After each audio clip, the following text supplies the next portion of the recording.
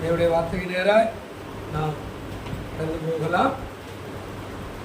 யோனாவின் புஸ்தகம் மறுபடியுமாய் நாம் திறந்து கொள்ளலாம். ஆண்டவருடைய நாமத்துக்கு மகிமையுண்டாகட்டும். 3ஆம் அதிகாரத்தில் நாம் போவதற்கு முன்பாக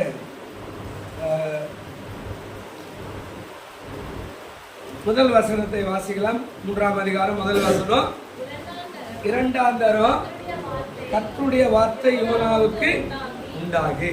பிரியமான தேவ பிள்ளைகளை நல்லா கவனிக்கணும். நாம் துக்கப்பட்ட மக்களுக்காக சுவிசேஷம் அறிவிக்கிறதுக்கு தான் ஆண்டவர் சொன்னார்.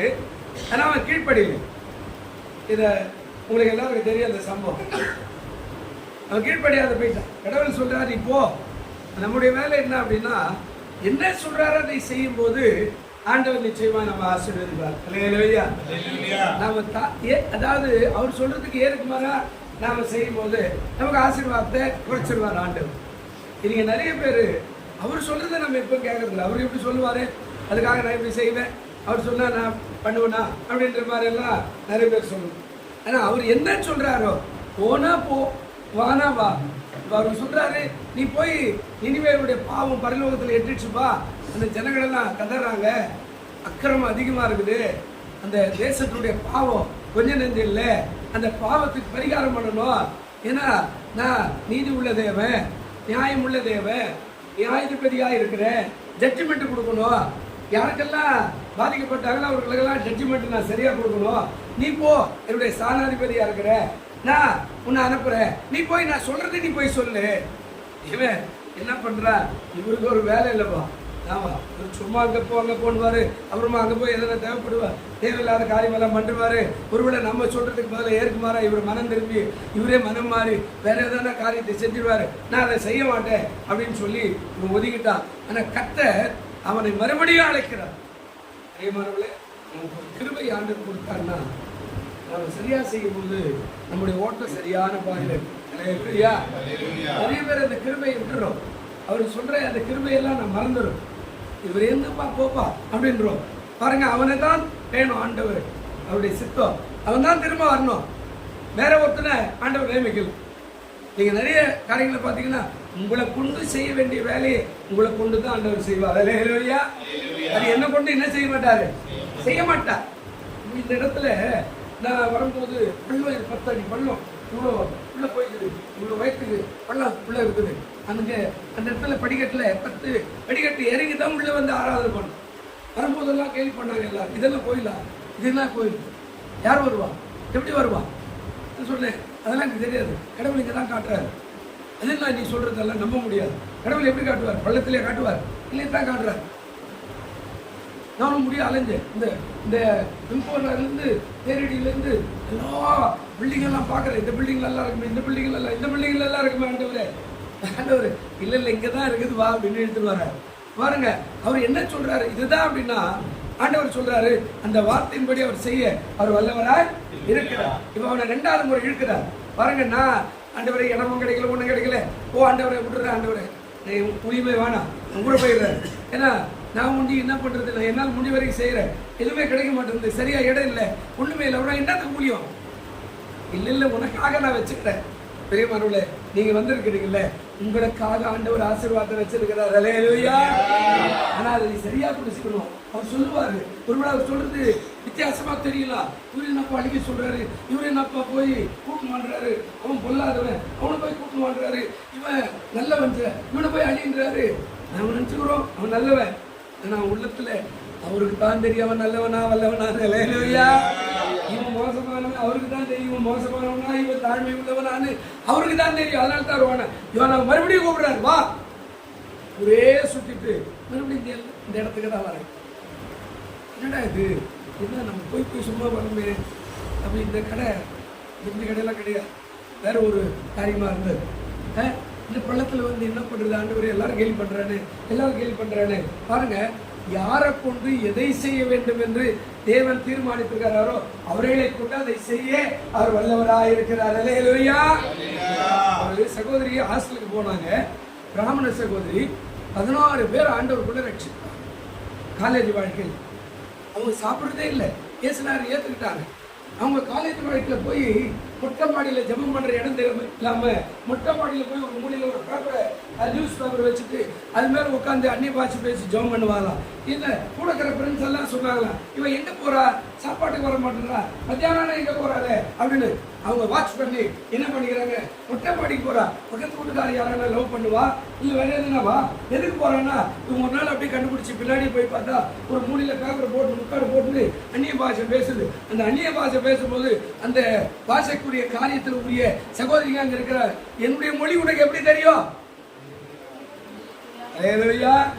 எனக்கு தெரியாது உன் மொழி, நீ அந்நிய பாஷையில ஆவில நிறைய ஜெபம் பண்ணா.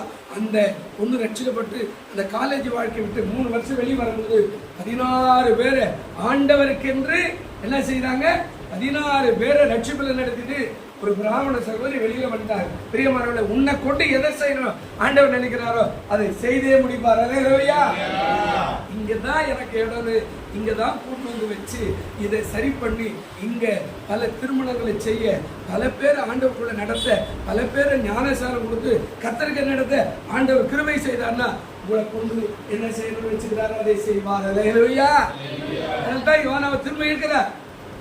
வசனம் என்ன சொல்லுது, யோனாவுக்கு 2ஆம் தரம் என்ன சொல்றாரு, என்ன சொல்றாருங்க, 2ஆம் தரம் கர்த்தருடைய வார்த்தை யோனாவுக்கு உண்டாகி வா, என்ன சொல்றாரு, மறுபடியும் வா, உன்னதான் அனுப்புவேன். இதுக்கு முன்னாடி அவனை கூப்பிடுறதுக்கு கப்பல்ல தூக்கி போட்டாரு, கடலை கொந்தளிக்க வச்சாரு, கப்பல் ஆடுது, கவுந்து போடுற மாதிரி இருக்குது. இப்ப கேட்கறாங்க, சீட்டு போடுறாங்க, எத்தனை பேர் இருக்கிறாங்க, நம்ம இதுல 50 பேரா, எல்லாரும் பேர்ல சீட்டு போட்டு யாருனால இந்த பாவம் வந்தது எல்லாம் கவனிங்க. கரெக்டா சீட்டு யாருக்கு வருது, யாருக்கு வருது சொல்லுங்க, யாருக்கு வருது? இந்த ஆடு எவன் ஓடுறான்னு பயந்து அவனுக்கு தான் வருது. அவன் எடுத்து பாக்குற, யாரு அவன் பேரு, யோனா, நீ யாரா, இன்னாரு, எங்க இருந்து வர, நான் இந்த ஊர்ல இருந்து வரேன், எங்க போற, கர்த்தருடைய வேலை செய்யறதுக்கு போறேன். இந்த வசனம் இருக்குது, நேரம் இல்லை. அவர் சொல்ற கர்த்தருடைய வேலை செய்யறதுக்கு போறேன் அப்படின்னா என்ன, கர்த்தர் என்ன ஒரு ஊருக்கு போக சொன்னாரு, அங்க போய் பேச சொன்னாரு, அப்படி நீ என்ன பண்ற, நான் போக விருப்பம் இல்லை, அதெல்லாம் தேவையில்லை, அதெல்லாம் எனக்கு விருப்பம் இல்லாத காரியம், அதனால நான் வேற ஒரு ஊருக்கு போறேன். இப்ப நாங்க என்ன பண்ணணும், கடல் கொந்தளிக்குது, கப்பல் என்ன அடிப்போம், கவுந்திருப்போம், நான் என்ன செய்யணும்? அவர் அழகா கூலா சொல்ற, நம்ம கூட சொல்லுவோம் இல்ல, ஏமா சர்ச்சுக்கு வரல, ஏன் பிரதர் சர்ச்சுக்கு வரல, பாஸ்டர் என்ன சொல்றீங்க அப்படின்னு அவர் கூலா சொல்ற. நாங்க என்ன பண்ணணும், ஒண்ணுமே தேவையில்லை, என்னை கட்டி கடல்ல போடுறீங்க, என்ன ஆயிடும்? இவன் தான் இவன் சொல்லி கொடுக்குறான். என்ன சொல்ற, நீங்க நல்லா போனா நான் என்ன பண்ணணும், கட்டி கடல்ல தூக்கி போடுறீங்க, நீங்க நல்லா போயிடுங்க.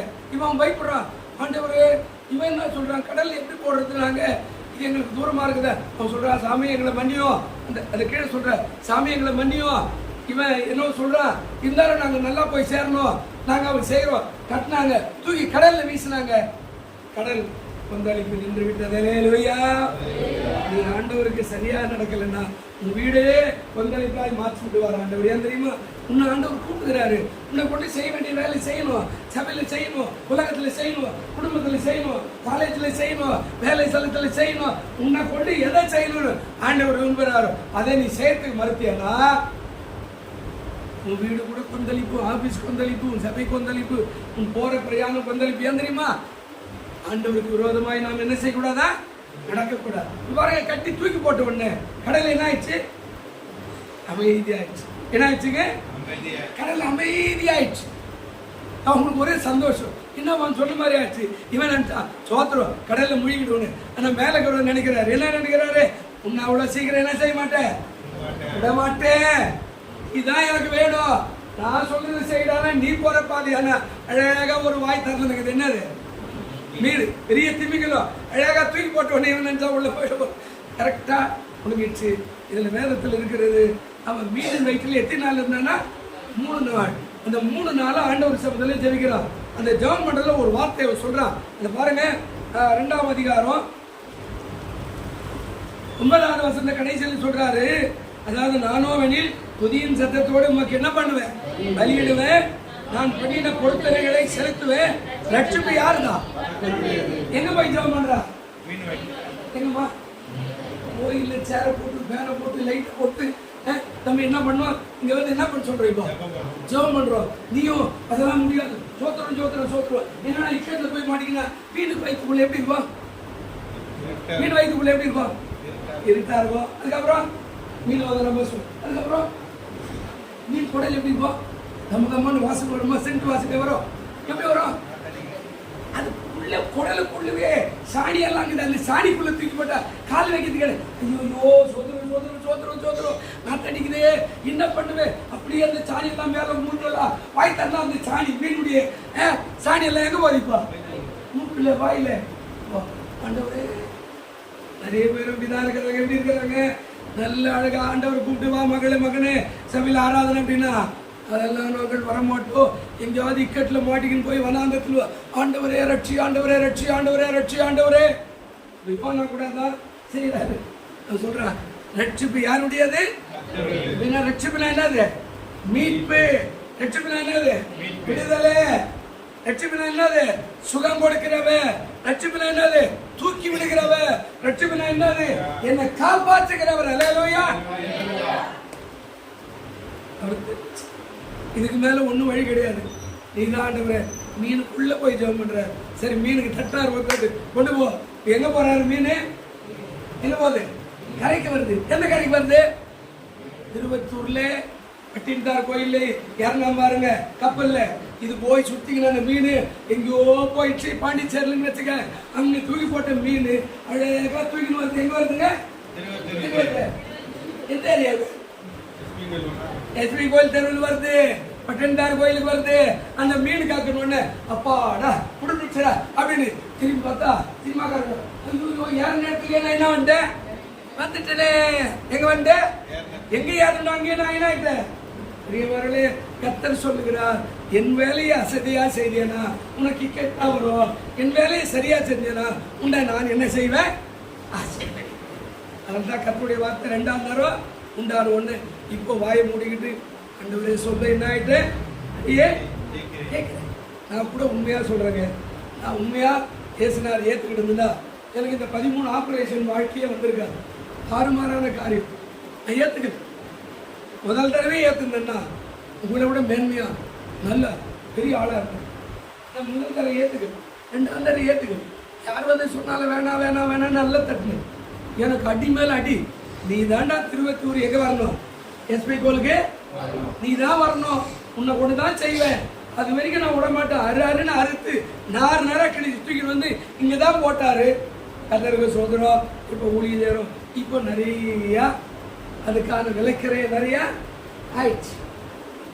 வயசெல்லாம் போயிடுச்சு. வயசு என்னடா தம்பி? 20 வயசு என்னம்மா? 25 ஒன்று. அப்போ இந்த வயசெல்லாம் நான் படிக்கல. இந்த பக்கம் மோஷன் போது இந்த பக்கம் சோதரம். ஆனால் உண்மையாகவே நான் ஆண்டவர் ஏற்றுக்கிட்டு இருந்தேன். கூட மேன்மையாக பலேலூயா விலைக்கரைமெல்லாம் செலுத்திட்டு வந்து இப்போ நான் ஊழியத்தில் இருக்கிறேன். கர்த்தர் உயர்த்துறார். அல்லேலூயா. கண்களை மூடுவோம். நல்ல பிதாவே, செய்தியை கேட்டுக்கொண்டிருக்கிற மக்களுக்கு ஜெபிக்கிறோம். காத்துக்கொள்ளும். யோனாவை போல நாங்கள் ஆண்டவரே தேவற்ற காரியங்களை செய்யாதபடி கூப்பிடும் போது அழைக்கும் போது செவி கொடுத்து போக கர்த்தர் கிருபை இயேசுவின் நாமத்திலே வேண்டிக் கொள்கிறோம். நல்ல பிதாவே. ஆமென். ஆமென்.